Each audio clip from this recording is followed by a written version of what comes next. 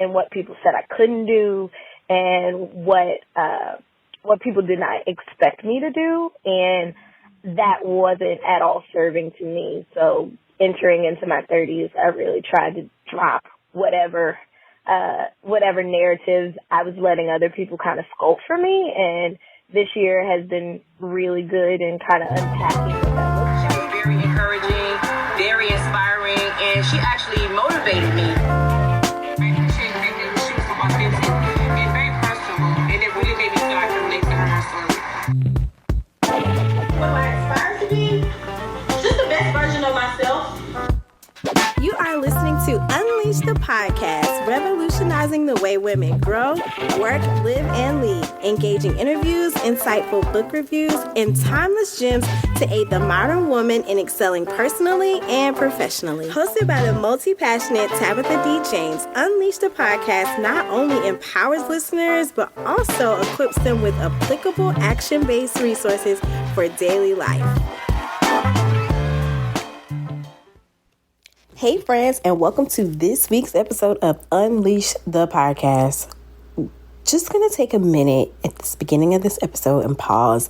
If you are listening in real time, we are currently experiencing what I would like to call maybe a crisis or a level of high concern across the country or something along those lines because of the COVID-19, I think that's correct, virus, COVID-19.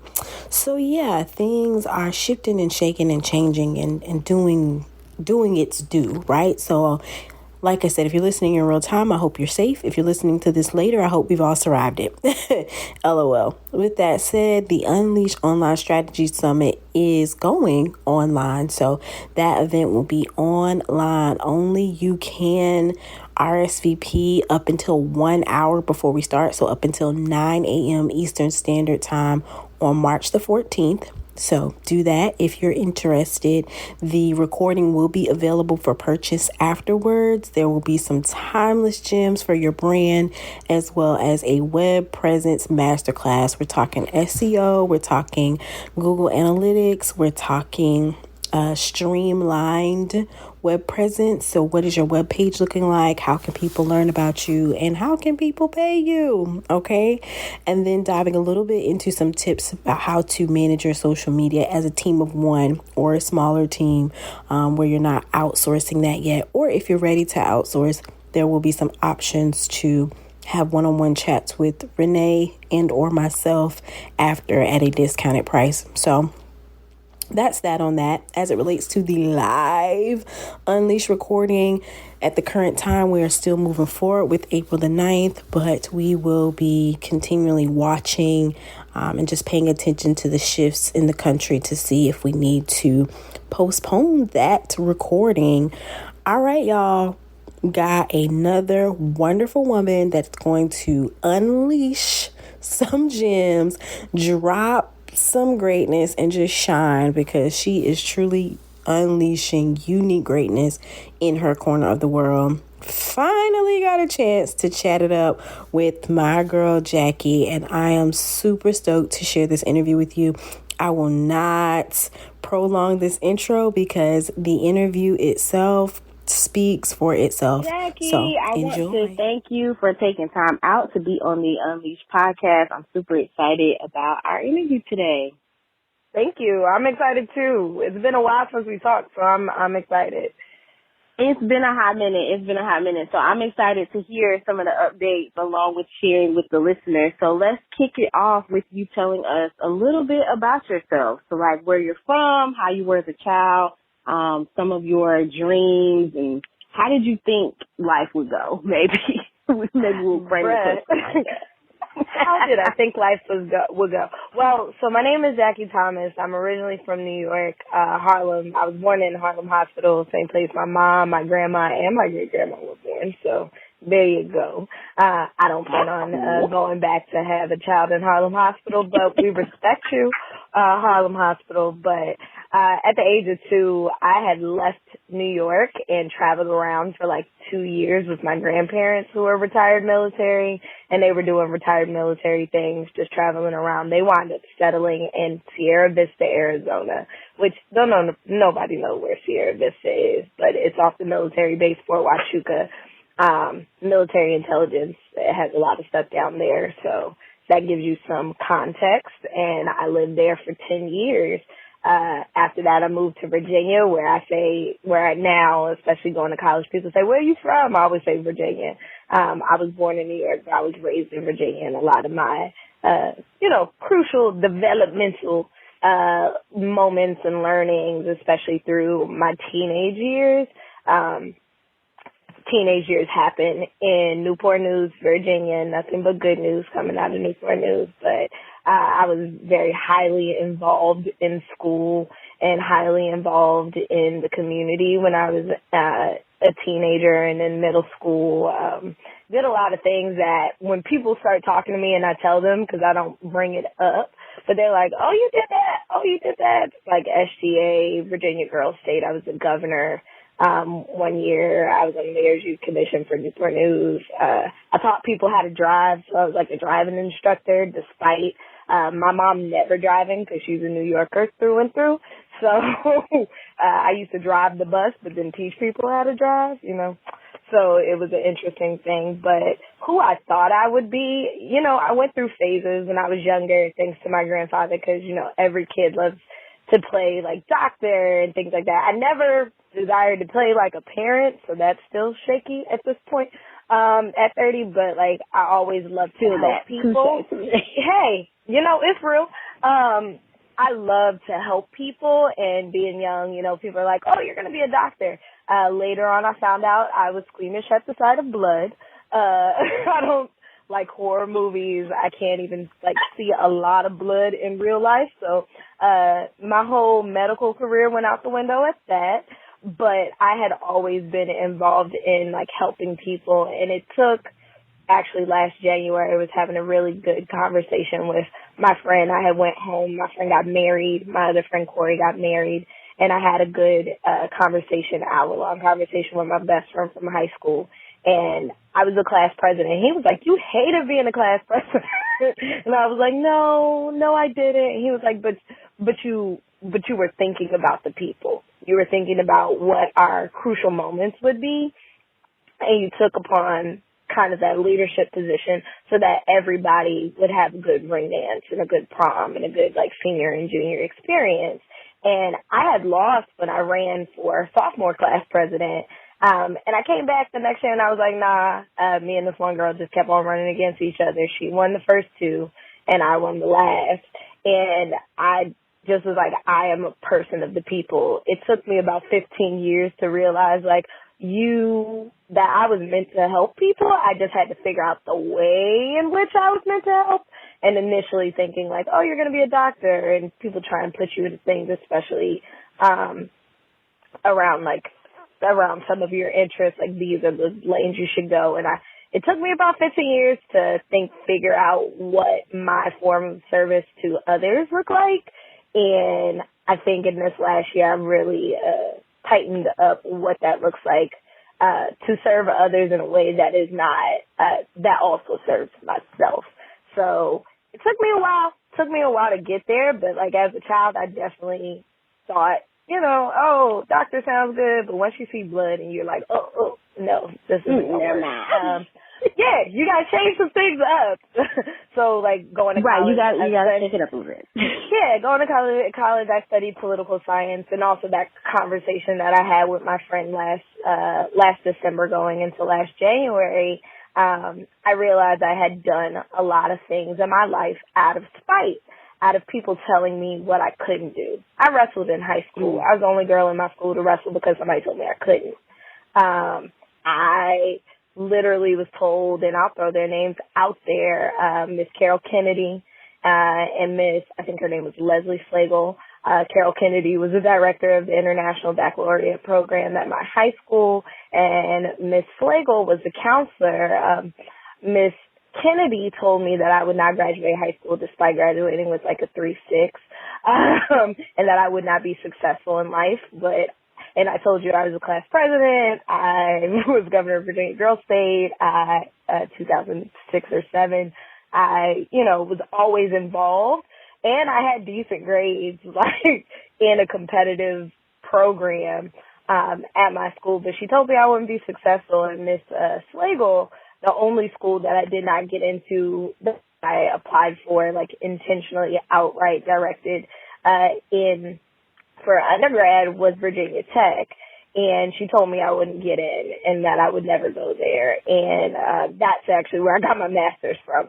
So I had been operating for 15 years in spite and what people said I couldn't do and what people did not expect me to do. And that wasn't at all serving to me. So entering into my 30s, I really tried to drop whatever narratives I was letting other people kind of sculpt for me. And this year has been really good in kind of unpacking what that looks like and looking back at all my experiences and being like, yo, you could have avoided a lot of heartache and stress and strain if you would have just did the things that served you best and not out of spite. So like as a child, and in my youth, I think I did a lot of things because people said I couldn't. And like now things have changed. Things have shifted. I've gotten some real clarity on that. Thanks to like a lot of prayer and meditation support and people kind of affirming things in me and also confirming some of the bad things that I had been doing to be self-destructive for 15 years. Like I'm 30, I'll be 31 in January 19th of this upcoming year. And I'm like, dang, you spent a lot of time there. I wish I didn't. I wish I didn't. But I'm glad I did. But I'm sure there was some learning, Yeah, we were just on books the same of learning. I'm sure there was a lot of learning that came in those trenches. So it wasn't time going to waste. It was investment in learning. And so just looking at it from a different perspective, it's like, wow, because the self-assessment that you just laid out for us is like, wow. There are people who are, in the nursing home and still don't have that much of a grasp on what life has meant. So that's big. Like that's big. So thank you for that overview as it relates to your background and getting us to know Jackie. So let's dive into is it ComPlus University? Communiversity. Communiversity. I was like, Communiversity. Okay, got it. Communiversity. So let's dive into and university. Okay, got it. I got it. How that came about, and things that kind of led to that development. And in fact, I think you may have alluded to some things that kind of led you to who you knew you wanted to be. But if you'll dive a little deeper into this for us, that'll be great. Yeah. So in 2015, I had moved back to Baltimore to work at my alma mater in development. And my professional career up until that point had been in higher education. I had worked in student affairs, and that's a whole nother story for a whole nother day if you ever want to dive into like education as a Black woman. Also shout out to your book, just about the experiences that we face in the intersections of being feminine identifying and being Black just by nature and how we came into this world, and what that looks like in academic spaces, specifically like in higher education. But just shout out to you and all the authors of that. But I had been in higher ed and I had an experience at my alma mater that quite frankly was traumatizing. And after that, the veil from my alma mater in a way as an administrator was taken off. My experience as a student was great, but I started to notice some things about the student experience and as it related to the community experience in Baltimore City. I went to undergrad in Baltimore City. Shout out to the Morgan State University. I still love them. I bleed orange and blue, but just like those dynamics between university and community, especially being in a majority Black city. I went to HBCU, and there were just some very clear distance between the two. So kind of floated in higher ed, and I ended up working at UMBC, the same place that I did a year of service with AmeriCorps. After I graduated, working in a unit in the Shriver Center, which focuses on community university, community impact and development, things in that vein, community service, service learning, engagement, stuff like that. And I was working, and I started to see that I had a passion for community and working in community and developing individuals in community and creating space for sustainability, whether that's in business or what I was seeing in small nonprofits, startups, things like that. But I also loved higher education. I love academic settings. I love like the learning that happens. I love like the personal and professional development that happens in universities. And I started to realize universities have all these resources, and especially in the Baltimore area, there are 15 colleges, universities, and community colleges, and all of them had specific missions to engage with community. How they were executing those specific missions, and sometimes dollars and resources, were not to the benefit of the community, because community voices were not being brought to the table. So I was at UMBC, and I saw this woman, shout out to Chantel Roberts. She worked at Morgan when I worked there, so we were colleagues, and she helped me get some stuff going. And she had branched off into this venture, into her venture around she does baby boxes, and she really talks about infant care early on, SIDS, things like that.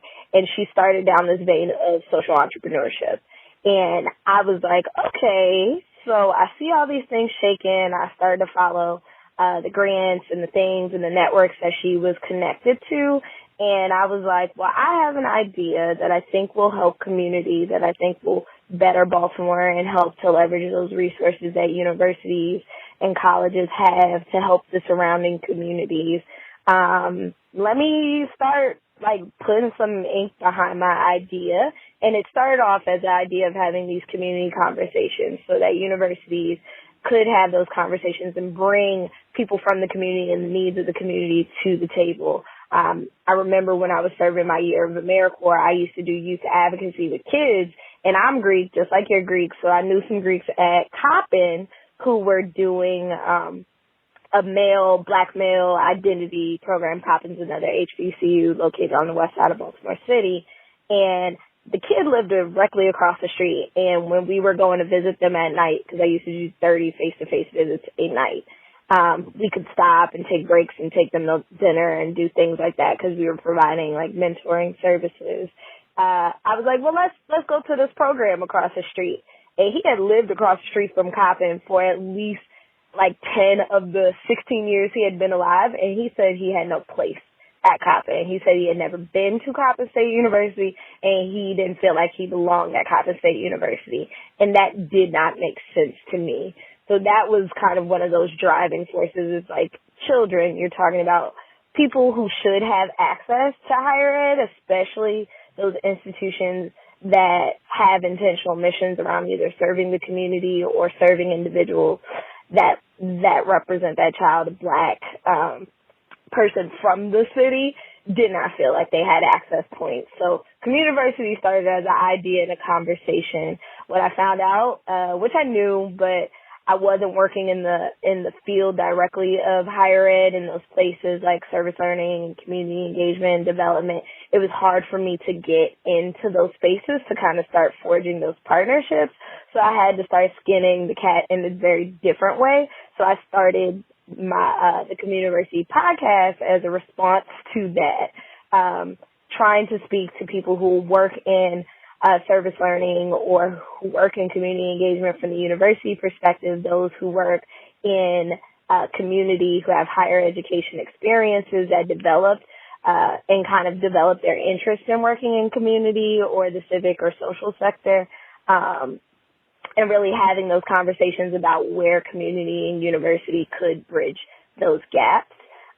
Eventually, I met my wonderful co-host, Gabrielle. Speaking to her, she worked at this organization that is an international organization that does service learning and engagement for youth.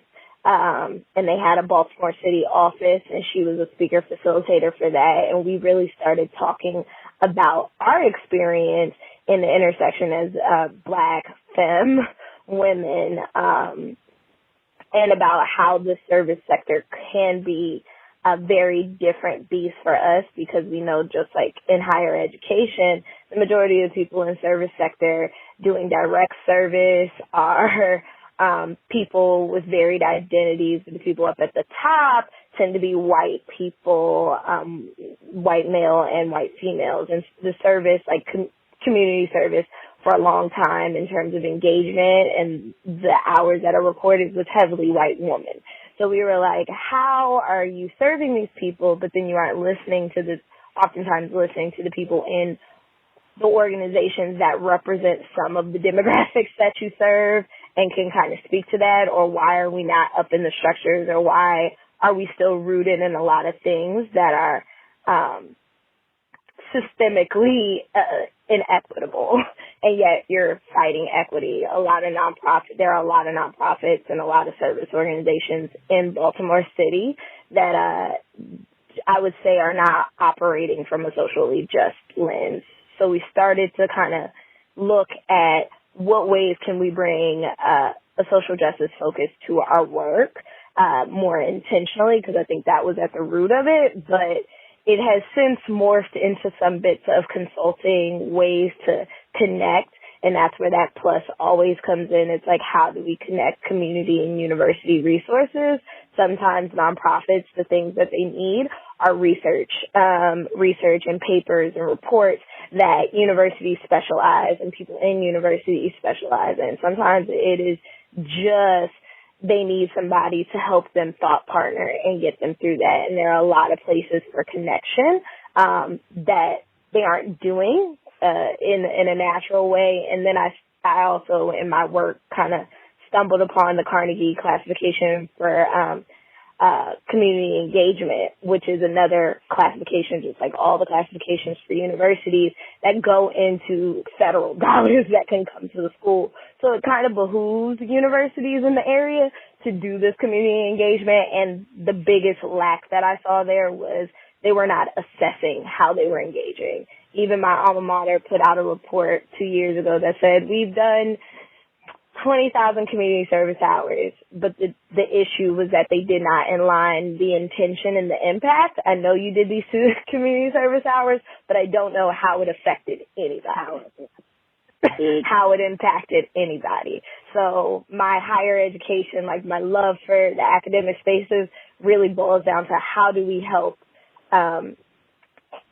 organize, kind of help with that thought partnership. How do we assess those things and make sure that there is knowledge management there, and help organizations that are service-based organizations really enhance align their intention to their impact.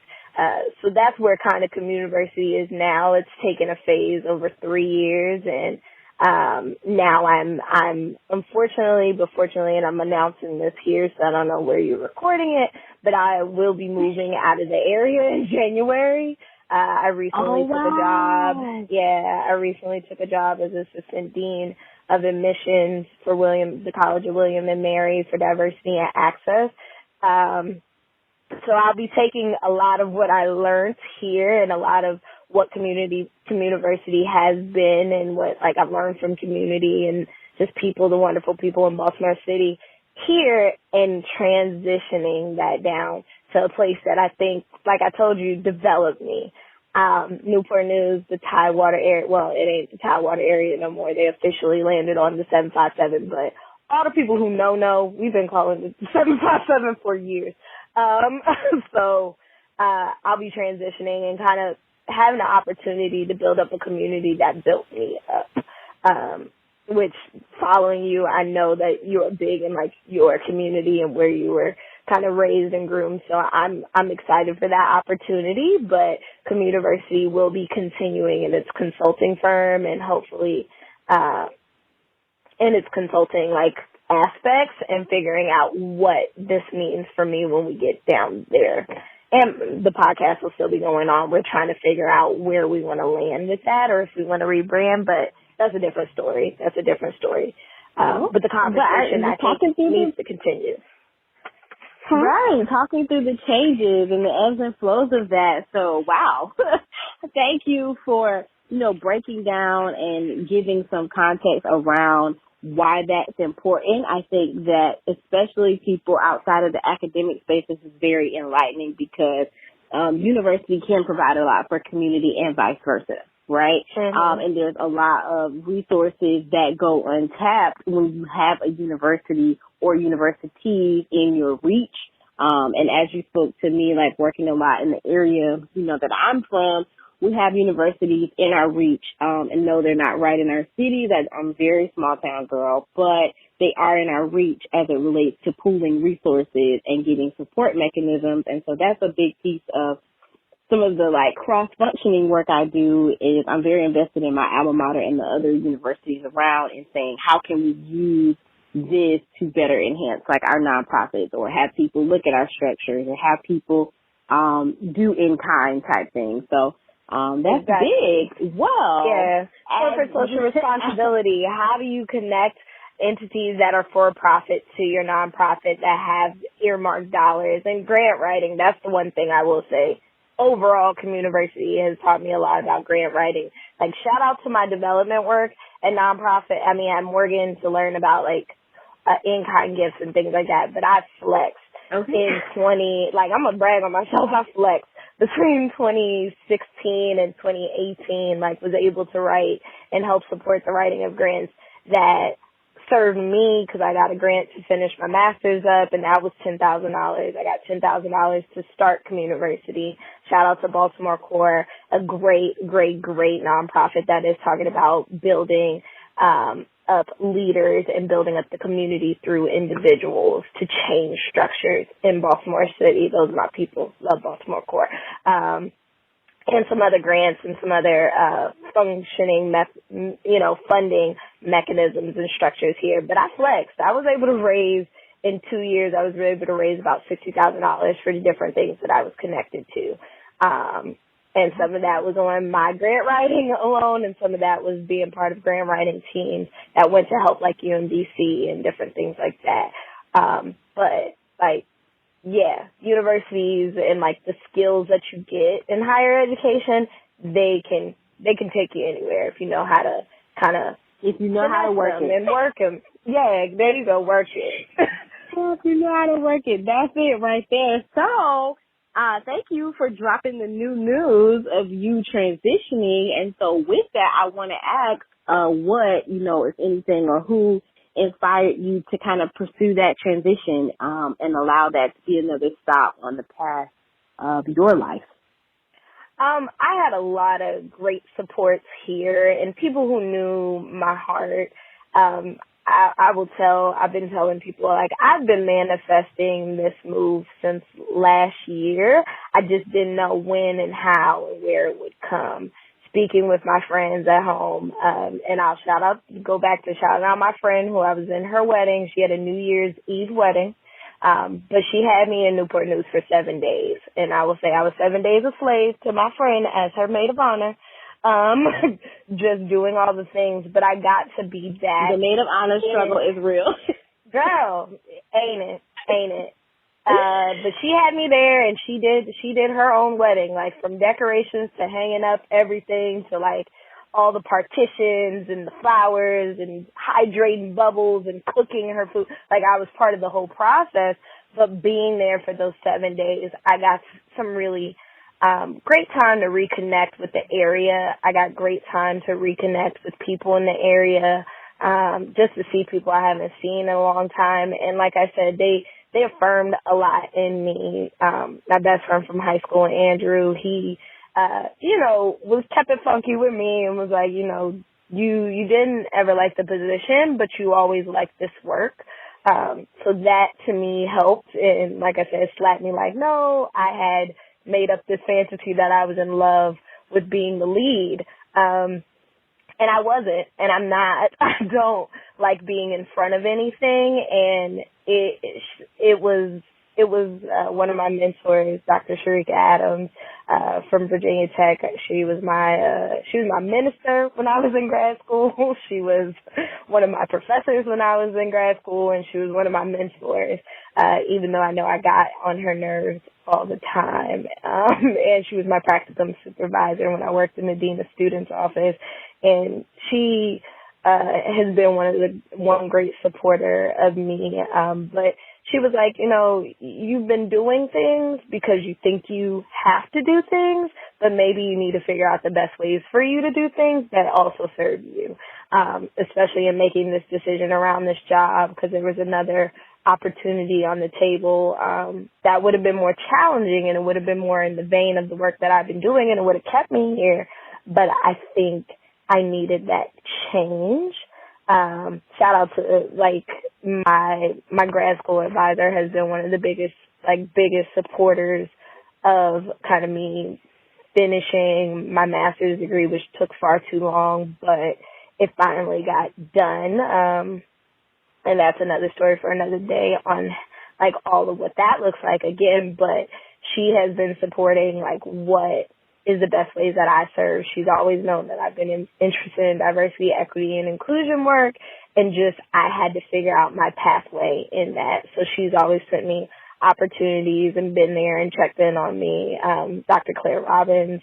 And I will just say networks here, Baltimore being a place that'll invite you back as long as you've done right by the people.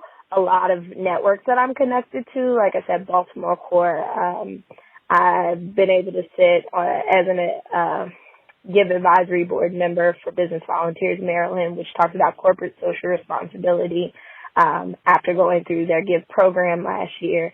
And they've been a great supporter of wherever you're gonna go, or wherever you go, you're gonna do great work. Same thing to the Baltimore College Town Network. I did a program years and years, almost 10 or 11 years ago, with Baltimore College Town Network called Leadership, and Leadership is international.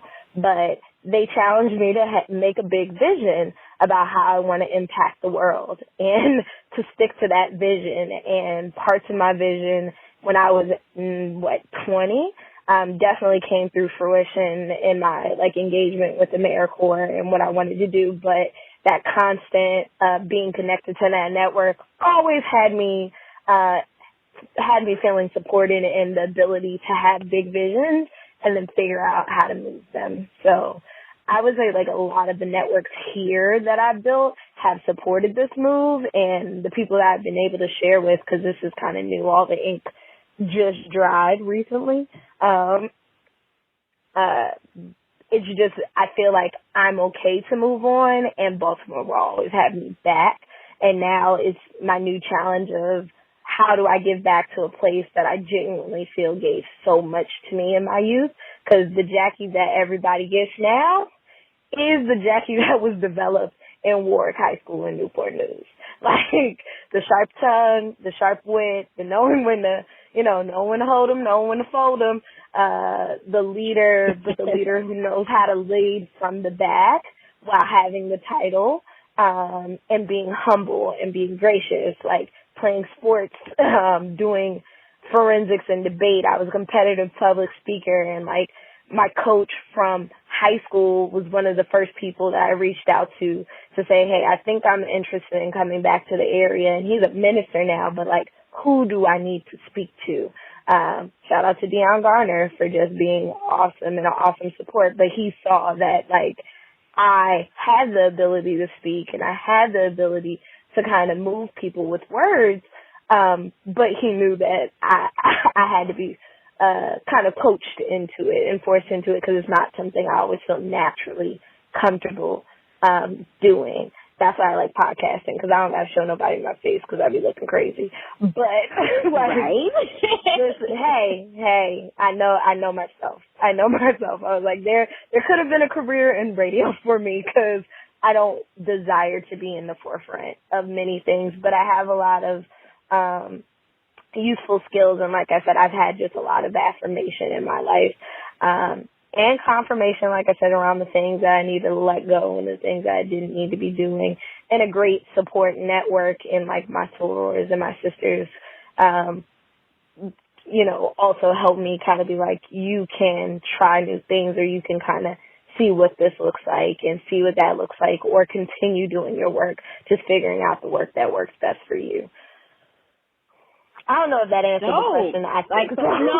It definitely answered the question, and it did it from a multi-angle perspective, if you will, of saying, like, there's several things that inspired me in different ways, and as well supported your own, like, knowing that you can do whatever, okay, because you got receipts, but having those extra forms of support to kind of give you the validation that you may or may not need, but it still feels good to know you're supported, right? And as humans, it's just something that we need, especially when journeying through life and having such fluidness in, like, trying different things and doing different things and finishing degrees and changing career paths and doing all this. The support and the inspiration is definitely needed. So you did more than answer. Inspiration, because that's the one thing I didn't say. Like, the thing that's most inspiring to me is people who are able to pivot.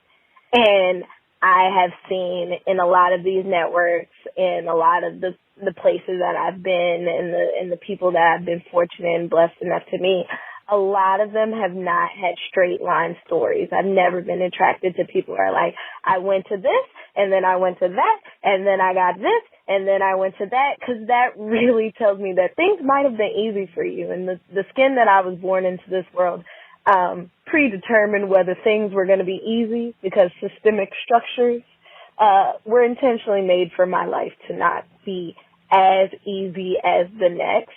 In mine, yours, anybody who has certain intersections. But those people who have the ability to pivot, and like some of the people I name by name and some of the leaders in those organizations are living examples of what it looks like to be able to pivot and be all right and maintain faith and keep good courage. But like, okay. Those, just those type of things. But it's been the most inspiring people to me, like not one particular person, but people who have the ability to pivot and like operate in the space where they know things will work out because they've done the work. Dope. So we're going to switch gears just a little bit. I was doing some snooping, and I think that this will actually air after you turn 31. However, I saw it on your Instagram. That you did like this hashtag, like this is 30, with some different things that you were doing. And just tell us a little bit about this and how, turning 30, is it pivotal? What is the this is 30 thing? Talk to us a little bit about that from more of a social aspect. Okay, I love that you asked that question, and that was included because I wasn't expecting it. But like I said, I had that dope ass conversation. I'm sorry if I cussed, but I had this dope conversation with my friend, and seeing like one of my good friends from high school like get married, and I'm in a committed like long-term relationship with my partner, and I realized like a lot of women, especially shout out to my sorors who have been 25 for 5 or more years. I was like, there is nothing wrong with being 30. In January, I started to commit to myself to work out more, and I can say like proudly from January to January, I've lost between 35 and 40 pounds, just because I committed to working out. And I didn't hashtag all my workout pictures, but I just started cataloging, like committing to going to the gym. So I go to the gym 6 days a week now.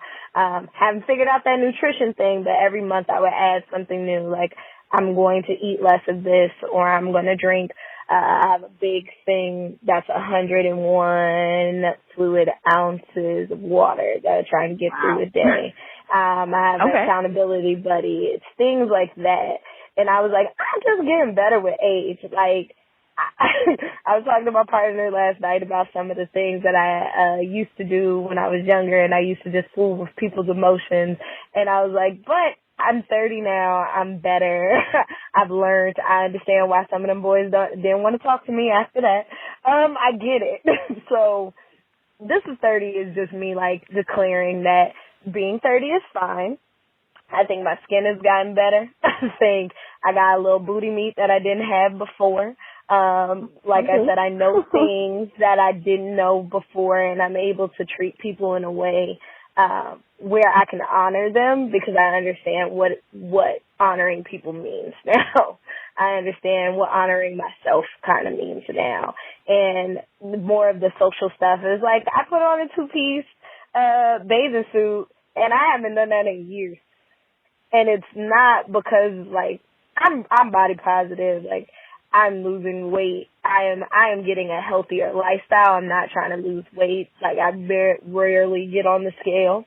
But when I look at pictures of myself, I'm like, yeah, this is a beautiful 30-year-old's body. This is beautiful 30-year-old skin. Like, I am just doing things and really engaging in things that I've always wanted to do. So the next year, like, this is 31, which I probably won't do a hashtag, but like, this is me in my 30s. I always said that I wanted to weight lift. So this year, I'm going to get into weightlifting because I've always wanted to be able to, like, point, like, the mall is this way and have muscles. So that's what I'm doing. It's dumb, but, you know, all cartoons were like this way, Johnny Bravo style, what you're looking at. And engaging in those things. Some of the things that I posted, like, I love cartoons and cosplay and costumery. And I posted some of those things because I've always loved to dress up. I like getting dressed up, but I also like to just create characters and do things like that because I'm an artist at heart. I paint. I got into doing my own nails because I've been broke, but now I got a job, thank God. So I started doing my own nails and doing dip nails and things like that, just kind of flexing in my creativity and in my comfortability with where I'm at in life. I don't think I always told people as big of a nerd as I am. And if you know me, you know that I'm a nerd, but now I'm able to openly and unabashedly share those things and, like, cite those things that I think before, especially, there's a cool factor when you go to HBCU. And not everybody is coming from the same perspective or like same vantage. You all end up at the same vantage point, but they're not coming from the same place.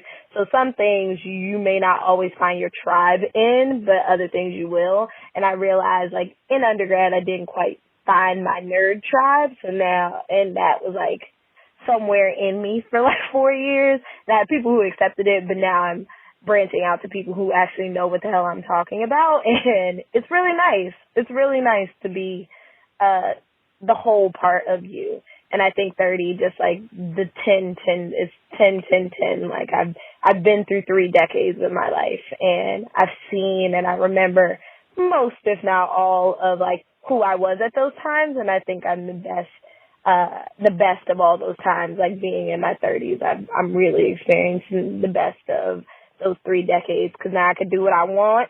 No mama telling me what to do, but also I'm accountable for my actions, and I'm doing them without operating in a space of spite. And that kind of boiled down to is like, this is 30. This is me claiming everything that God had for me, that the ancestors had for me. This is who I am. This is who I am, and this is the best. This is me. This is what you get. Yeah.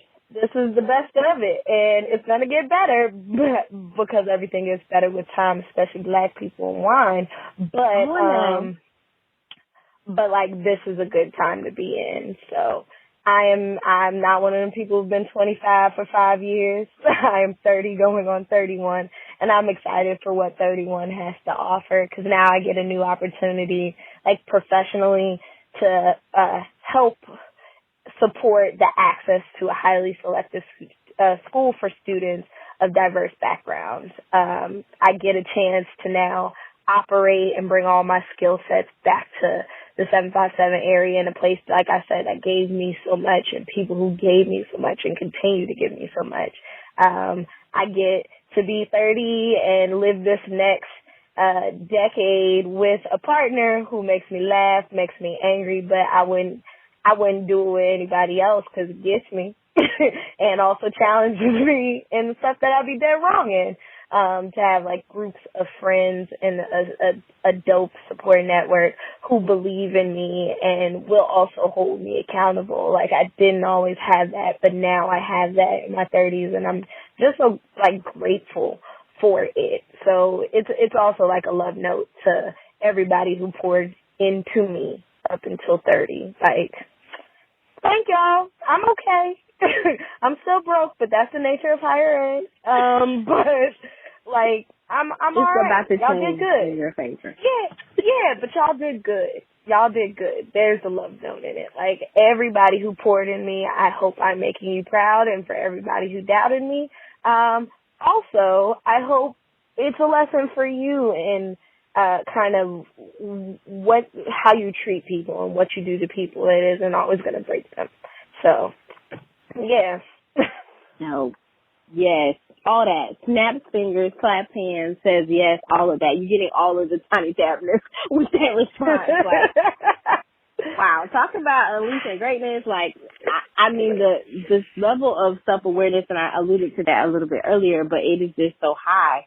The way that you are able to just assess how just the different transitions of Jackie and the different things that have played into who you are. Just wow.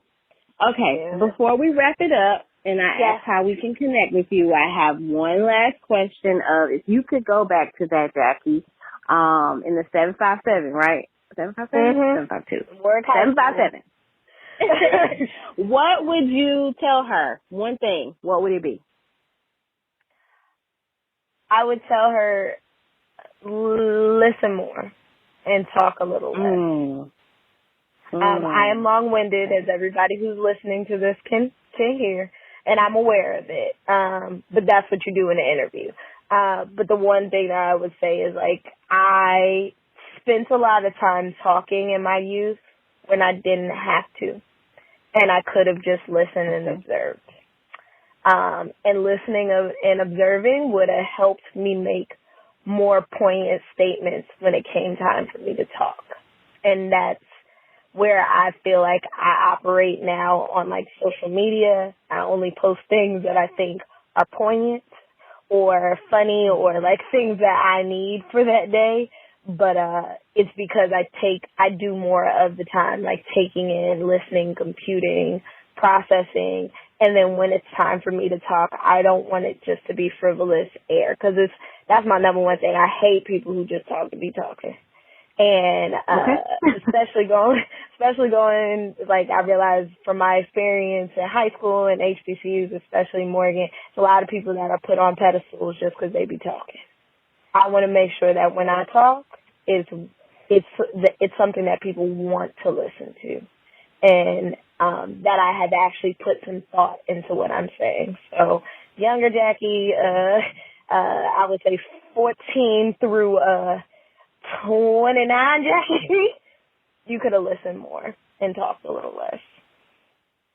But especially teenage me, I could have listened a lot more and talked a little less and took that real time to compute.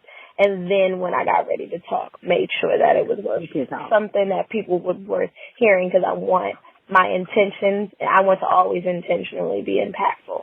So, yeah.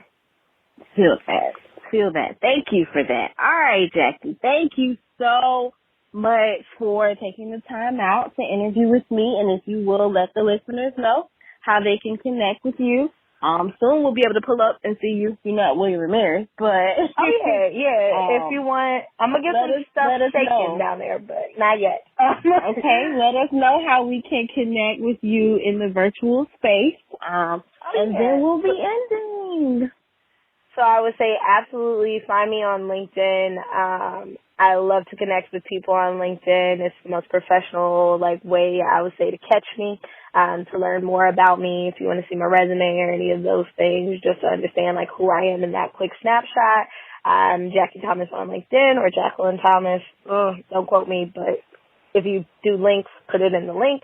I can also be found on Instagram at Jackie, Jackie Low, LOW 6522.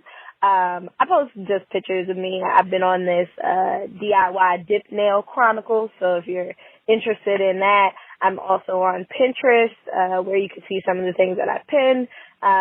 Also, again, at Jackie Low 6522. And then if you're interested in checking out the Communiversity podcast, please look it up on SoundCloud, Apple Podcasts, and Stitcher as the Communiversity podcast. Shout out again to my wonderful co-host, Gabrielle Cadell. And we're just up there. Like I said, we're going to be transitioning kind of the conversation because we're moving into different phases. But if you want to catch up on like who I was talking to and what I was referring to with the community leaders, nonprofit leaders, higher education leaders, and community engagement and development in the Baltimore area, or you're just trying to get like an overview of what's happening out here, or what was happening at the time, or who's in the space, please check out the Communiversity podcast. Like I said, some things are coming and some things will be coming for Communiversity once I get settled. I start January 6th, so be looking for something. I always like to do Black History Month kickoff, so check out for things and new things in February because we're doing it for the culture. Carter G. would We ready. like for you to check that out in February and see what I'm doing in the 757 area once I get my feet on the ground. Awesome. Well, we're ready, excited. You have a safe transition with moving and all the ebbs and flows that come along with that. And once again, I want to thank you for sharing how you just transparently unleash your greatness and you are working this thing called life. So thank you. Trying to not let it work me, girl. Players Club. Don't let life work you. Work life. No, but thank you, Tab. I appreciate it. Moment.